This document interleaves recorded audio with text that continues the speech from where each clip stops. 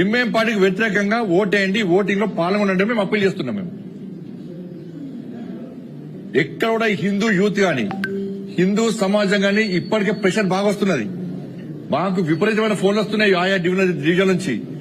అరే 15 నిమిషాల సమయం ఇస్తే నరికి చంపుతున్నారు మమ్మల్ని ఎంఐ పార్టీ. అటువంటి పార్టీకి మా కార్పొరేటర్ ఓటేస్తాడా? అటువంటి పార్టీకి బీఆర్ఎస్ కాంగ్రెస్ సపోర్ట్ ఇస్తుందా? మా దేవులను అవమానపరిచిర్రు, మా గోమాతను వధిస్తున్నారు. అటువంటి ఎంఐ పార్టీకి బీఆర్ఎస్ కాంగ్రెస్ పార్టీ సపోర్ట్ చేస్తాయా?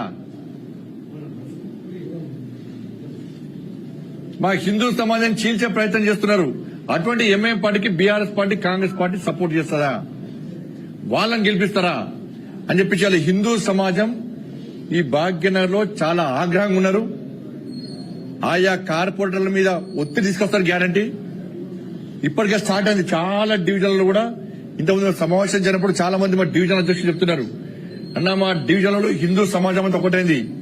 కార్పొరేటర్లు గిట్టారు ఓటింగ్ లో పాల్గొనకుంటే, ఎంఐఎం పార్టీకి వ్యతిరేకంగా ఓటు వేయకుంటే ఎట్టి బస్సులో హిందువులు వాళ్ళను నెక్స్ట్ ఎలక్షన్ లో వాళ్ళకు ఓటు వేసే ప్రసక్తి లేదని చెప్పి కుండ బదులుకుంటే స్పష్టం చేస్తున్నారు. ఇది అనుకుంటారు కావచ్చు, ఇంకా 6 నెలల దాకా ఉంటుందని చెప్పి. పక్కా 6 నెలల తర్వాత జరిగే జిహెచ్ఎంసీ ఎన్నికల్లో ఈ BRS party Congress party corporator డివిజన్లలో ఓటు వేసినప్పుడు ప్రజలకు ఇదే గుర్తొస్తుంది, ఇదే గుర్తొస్తుంది.